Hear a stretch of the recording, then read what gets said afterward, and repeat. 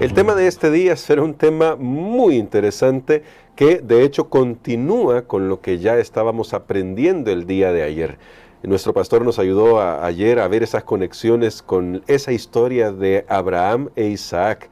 Y esa pregunta que él hace, ¿dónde está el cordero?, la vamos a responder hoy porque habla sobre el amor de Dios, que ya comenzábamos a estudiar el día de ayer. Así que vamos a orar pidiendo la dirección de nuestro Padre para el estudio de hoy. Te damos gracias, Padre amado, por todo lo que tú nos muestras en tu palabra. Danos discernimiento para que podamos ver todas estas conexiones que necesitamos aprender de tu palabra. Lo imploramos en el nombre de Cristo Jesús. Amén. El día de ayer, pastor, hacia el final, mostrando un poco la relación entre Abraham e Isaac, leíamos un pasaje que creo que haremos bien en leer hoy, porque nos va a servir de introducción para el tema de este día, del estudio de este día. En Génesis capítulo 22, versos 7 y ahora también el verso 8, nos dice la palabra de Dios de la siguiente manera. Dice así: Entonces habló Isaac a Abraham su padre y dijo: Padre mío. Y él respondió: Heme aquí, mi hijo. Y él dijo: He aquí el fuego y la leña, mas ¿dónde está el cordero para el holocausto? Y respondió Abraham: Dios se proveerá de cordero para el holocausto, hijo mío. E iban juntos. Pastor, según también nos dice el autor, esta es la primera mención bíblica de un cordero, en esa pregunta que aparece acá. Y es igual que la primera mención sobre la palabra amor. Quizás comenzando por ahí, ¿por qué es importante esta conexión entre el cordero y el amor? Y en la revelación que vendrá después, porque a partir de ahí vamos a comenzar a descubrir que esta figura del cordero es muy importante en la Biblia. Muy bien, nuevamente la historia de el sacrificio que no se realizó de Isaac, pero que era lo que Abraham tenía en mente, Isaac mismo obedeciendo la orden de Dios, para ellos es como que fue realizado. Sí. De hecho, Pablo usa esa imagen en el Nuevo Testamento y él dice: Abraham recibió a su hijo de la muerte, él confiaba que lo podía poner en sacrificio y Dios se lo podía devolver y resucitarlo. Ya estaba ese tema de la resurrección, porque moralmente, emocionalmente, ellos se prepararon para un sacrificio, Sí. para un sacrificio. Pero viendo en este tema del cordero, es interesante porque no es que anteriormente Claro. no existían los corderos. De hecho, Abel, tenemos ahí que Abel ofreció sacrificios al Señor, pero aquí hay una mención que hasta con el artículo, el cordero. O sea, no está hablando de cualquier, de solo nombrar el animal, sino que dice el cordero, porque esta va a ser una figura a lo largo de las Escrituras. Luego vemos las otras instancias que habla acerca de esto, de Jesús, ya que vimos que la palabra, la primera mención del amor en Génesis está en este contexto del sacrificio o del intento del sacrificio, de que quedó en un intento al final de Abraham a su hijo Isaac. Ahora, esa palabra amar está dentro de ese contexto de amor sacrificial, y el cordero está ahí también donde se menciona amor y sacrificio. Y entonces cuando nosotros vemos en la promesa que Dios le había hecho a nuestros primeros padres y lo unimos con el resto de las Escrituras, luego del sistema que hubo, cuando vamos al libro de Éxodo, Sí. encontramos que para que el pueblo de Israel saliera de Egipto, tenían que sacrificar un cordero y poner la sangre, y a partir de ahí vamos rastreando esa imagen del cordero en las Escrituras. Llegamos hasta el Nuevo Testamento, donde Juan el Bautista, como se nos dice en el libro de Juan, escrito en el Evangelio de Juan, que Juan el Bautista dice: he aquí el cordero, no dice un cordero o he aquí cordero, no, el cordero.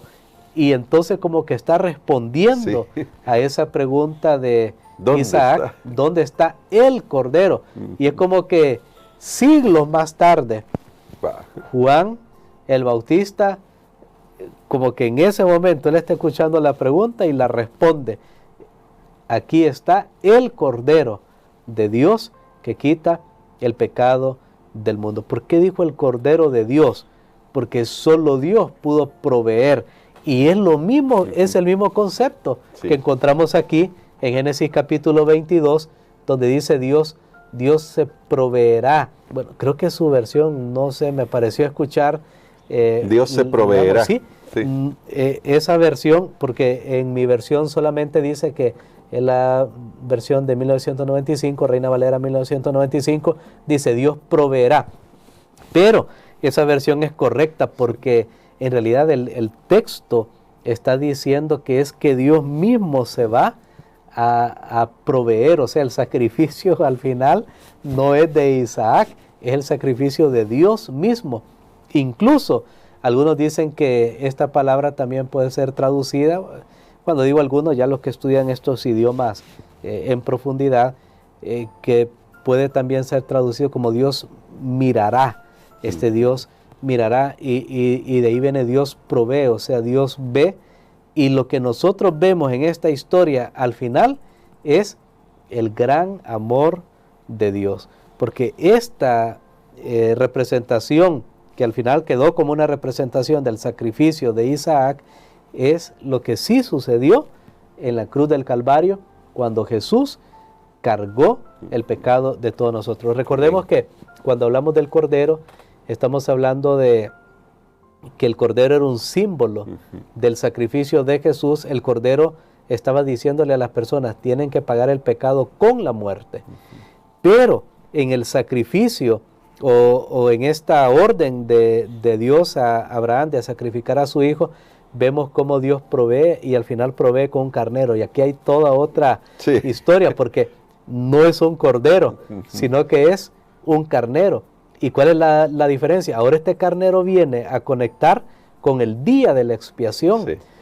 Vamos a Levítico, especialmente el capítulo 16, y luego vamos a otros libros que mencionan en la Biblia, hacen referencia al día de la expiación, aún en Daniel se menciona, y entonces vemos que aquí Dios está hablando del sacrificio requerido para poder expiar el pecado, para que el pecado finalmente sea perdonado. No era cualquier sacrificio, no era de cualquier manera que el pecado fue una disculpa en el universo. Cuando uno le hace algo a alguien o le hacen algo y dice, mire, disculpe, no, y ya se arregló. No, el pecado ha requerido toda la movilización del cielo y el plan más perfecto, bueno, el plan supremo en el universo, que era Dios mismo pagando por los pecados del ser humano. Pero todavía esta mención del Cordero va a ser relevante al final de la Biblia. Y justamente me gustaría destacar ese punto, pastor, porque todavía mencionando estos aspectos aquí, aunque no lo hemos leído, usted lea todo el relato de Génesis 22, es maravilloso. Se escucha la voz, usted ya nos lo decía ayer, de Dios mismo que habla y dice, detente, no necesitas sacrificarlo, aquí está la provisión, el carnero. Con Jesús se escucha la voz, solo que es para certificar quién es Jesús y por qué ha llegado a este mundo para dar su vida por nosotros. Pero Apocalipsis, pastor, que menciona muchas veces esa palabra Cordero, ¿qué nos dice sobre la obra, la victoriosa obra de Jesús, que vino a este mundo, que sí llegó hasta la cruz, murió en nuestro lugar, pero que en Apocalipsis es presentado de una manera gloriosa? Totalmente. Lo que vemos entonces es que a partir de estas historias hay una comprensión creciente. Esta semana ya hemos visto en esta historia de Abraham y Isaac el concepto del amor en el contexto del sacrificio que entrega todo. El concepto del carnero, como lo mencioné, conecta con el día de la expiación, que tenía que ver con el perdón de los pecados. Pero también está este concepto del Cordero que va a lo largo de las Escrituras, el Cordero Pascual que se ofreció a la salida del pueblo de Israel de Egipto, Jesús, que es el Cordero sin mancha, sin contaminación. Y en Apocalipsis vemos una visión del trono de Dios, Apocalipsis, especialmente ya en el capítulo 5, donde hay una entronización Es un capítulo que habla, digo porque no vamos a leer todos los detalles, pero es un capítulo que habla de después del sacrificio de Jesús aquí en la tierra, de su resurrección, ascensión al cielo. Él es entronizado ahora como rey y sumo sacerdote. Se les da un libro. Antes a los reyes israelitas, se les daba un libro donde estaba la ley, y eso demostraba que ellos tenían que gobernar basado en esos estatutos y que comprendían lo que ya estaba escrito. No puede nadie ser un dirigente, un gobernante, y no tiene una comprensión, ¿verdad? Tiene que saber. Y entonces, en Apocalipsis 5, ahí se habla que había un libro, pero que tenía sello. Nadie era capaz de poder ver lo que había en ese libro. Se considera, nadie era digno, y es la palabra que se usa, nadie. Entonces hasta Juan lloraba porque no había nadie, pero se encontró que ahora el león de la tribu de Judá, que en Apocalipsis hay otro fenómeno, que Juan oye algo y cuando ve otra cosa, algo correspondiente. Oye que el león de la tribu de Judá, pero cuando ve un cordero inmolado, porque Jesús es ambas cosas. Entonces aquí en Apocalipsis 5, bueno, aunque no hemos leído el texto, pero vale la pena que tal vez veamos la mención del cordero, porque ahí quiero hacer un énfasis en que esta imagen del cordero ha evolucionado, o sea, va creciendo la comprensión del papel del cordero hasta que lo vemos ahora transformado, para poner nuestras palabras. Veamos entonces aquí en Apocalipsis capítulo número 5, y vamos a leer el versículo número 6. Que dice así: y miré, y vi que en medio del trono y de los 4 seres vivientes y en medio de los ancianos estaba en pie un cordero como inmolado, que tenía 7 cuernos y 7 ojos, los cuales son los 7 espíritus de Dios enviados por toda la tierra. Muy bien. Nosotros vemos que este es un lenguaje altamente simbólico, porque dice un cordero de pie. Nosotros sabemos muy bien que entonces este cordero ya no tenemos que adivinar quién es. Ya Juan el Bautista respondió a la pregunta de Isaac y dijo: Jesús es el cordero de Dios inmolado, porque sabemos que él murió en la cruz, pero ahora dice tenía 7 cuernos y 7 ojos. ¿Hay algún animal que tenga 7 ojos? No, pero note que 7, cuando estudiamos también a lo largo de la Biblia, nos damos cuenta que es un número de plenitud, que se alcanza a la perfección. Viene de la creación de este mundo, que en 7 días Dios crea todo el escenario y el ambiente para la vida en este planeta. Y entonces dice cuerno, ya lo vimos al principio de la lección, por ejemplo, cuando estudiamos que tiene que ver con poder, tiene que ver con reinos, con gobernantes.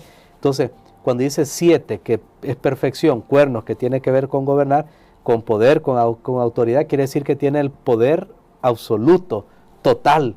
Y Jesús lo dijo cuando ascendió al cielo: todo el poder, toda autoridad me ha sido dada en el cielo y en la tierra. Y 7 ojos. ¿Los ojos para qué son? Bueno, sirven para ver.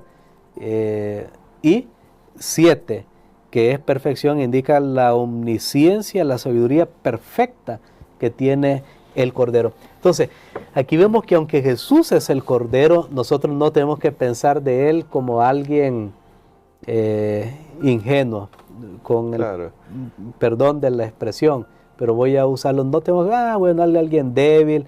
No, más bien cuando vemos quién es Jesús, tiene toda la autoridad, tiene toda la omnisciencia, pero aún así se inmoló, es porque fue un sacrificio voluntario. Lo que vimos ayer en la historia de Isaac, cuando recién comenzamos a estudiar, Isaac tenía toda la prerrogativa y toda la capacidad de huir de su padre y dejarlo ahí plantado y decirle: no, búscate un animal, yo no voy a ser sacrificado. Pero él se sometió voluntariamente a la directriz de su padre, porque creyó que Dios le había pedido, realmente Dios le había pedido que lo hiciera. Y entonces aquí vemos, pero ¿por qué un cordero? Porque Dios siempre nos da un mensaje, que su reino se gana no a través de la fuerza. Es cierto, Él es el león también de la tribu de Judá, pero también es el cordero, porque el reino de Dios conquista a través del amor, a través de la atracción, no a través de la fuerza, no a través de la amenaza. Y Jesús dice, mírenme a mí y sean salvos todos los términos de la tierra. Amén. Así que vemos, bueno, esto es maravilloso, saber que Jesús es ese cordero que voluntariamente fue sacrificado y que es el que perdona nuestros pecados y que en virtud de eso Él es capaz ahora de poder traer la salvación a todos los seres humanos. Y justamente por eso me gustaría terminar con esta pregunta, pastor, porque creo que es importante. Es la idea de Jesús como nuestro sustituto. Cuando recordamos la historia del Éxodo, del Cordero, la sangre del Cordero y ese Cordero sacrificado sirvió para que los primogénitos no murieran. Los que confiaron en la promesa de Dios y pusieron la sangre en los dinteles, fueron protegidos de la destrucción. ¿Qué nos dice entonces a nosotros? Quizás no es que nos dice, ¿cómo podemos encontrar seguridad y apropiarnos de esa seguridad al saber que Jesús es nuestro sustituto? Considerando que las profecías nos dicen, y usted lo decía al principio de la semana con lo del sándwich, esa imagen me quedó muy grabada, al final el mal va a ser destruido y Dios va a renovar toda la tierra. Y por eso necesitamos a un sustituto que haya pagado lo que nosotros no vamos a poder pagar. Y ese es precisamente el Evangelio, Amén. las buenas nuevas, las buenas noticias. No, hay una provisión, hay un sustituto.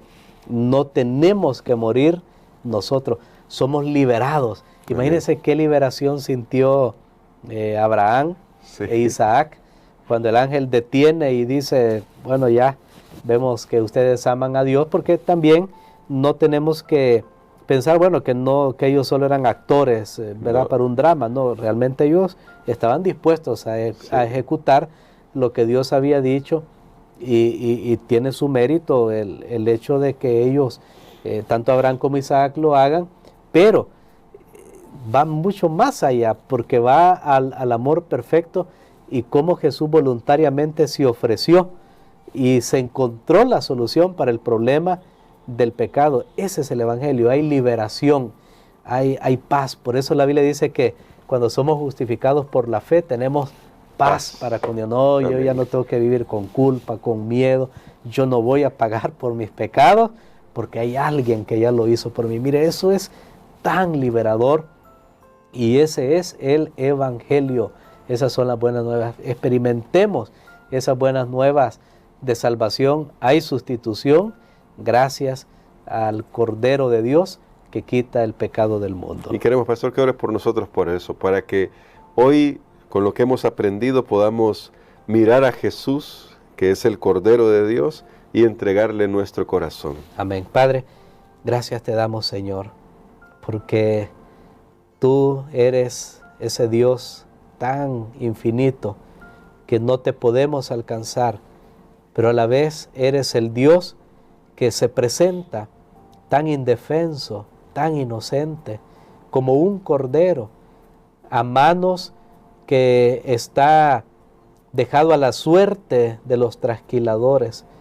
Gracias, Señor, porque tú no te aferraste a ser Dios, sino que te hiciste como uno de nosotros para poder salvarnos.